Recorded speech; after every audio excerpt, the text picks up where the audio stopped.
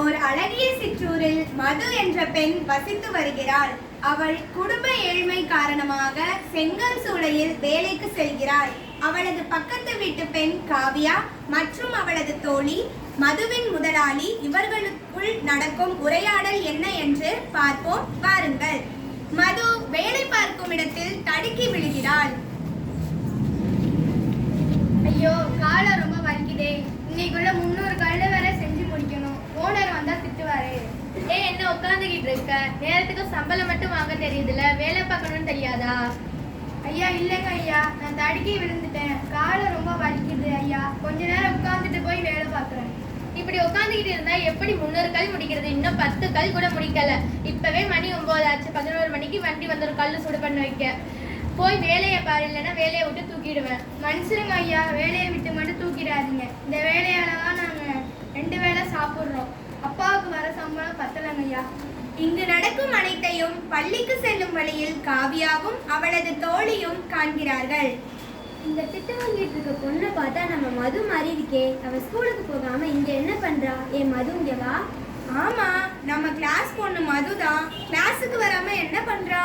மது காவியாவை நோக்கி வருகிறாள். காவியா, நீங்க என்ன பண்ற? மணி 9 ஆச்சு, ஸ்கூலுக்கு போகலையா? லேட்டா போனா உங்க ஸ்கூல்ல திட்டுவாங்கல்ல? ஆமா, திட்டுவாங்கதான். சரி, அதை விடு. நீங்க என்ன பண்ற? ஸ்கூலுக்கு போகலையா?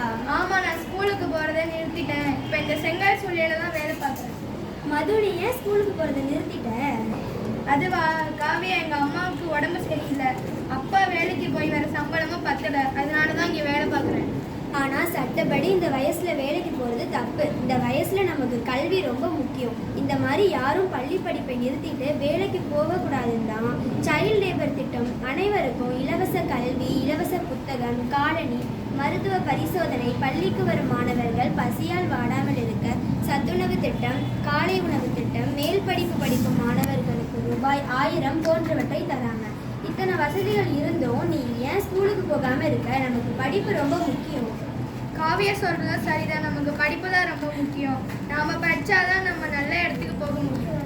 ஓனர் மது யோசித்துக் கொண்டு நிற்பதை கண்டு அருகில் வருகிறார்.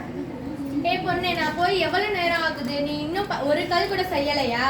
உன்னை வேலையை விட்டு தூக்குனாதான் நீ சரியா வருவ.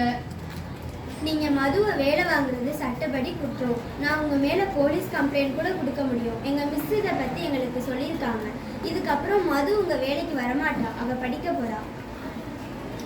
இந்தாமா பொண்ணே, நீ இவ்வளவு நாளா வேலை பார்த்ததுக்கான சம்பளம். இனிமே நீ இங்க வேலை பார்க்க வேணாம். நீ போய் படிச்சு பெரிய ஆளாவா. வா காவியா, நம்ம சேர்ந்து ஒரு நாள் ஸ்கூலுக்கு போகலாம். வாமது, நம்ம ஸ்கூலுக்கு போகலாம். அரசு பள்ளி பிள்ளைகளின் நலன் கருதி வழங்கி வரும் அனைத்து திட்டங்களும் அவர்களுக்கு தெளிவுபடுத்துதல் முக்கியம்.